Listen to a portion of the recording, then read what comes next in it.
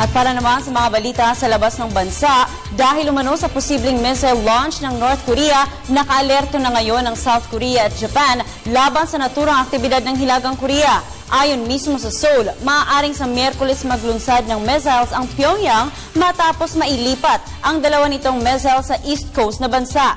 Dagdag pa ni South Korean National Security Office Head Kim Jong-soo, muling iginiit ng Pyongyang ang Abril 10 nitong ultimatum. Dahil inaasahan na ng Japan ang trajectory ng missile ng Hilagang Korea, tiniyak naman ng Japan na handa na rin ang kanilang contingency plan kung sakaling magsagawa ng missile launch ang Nokor.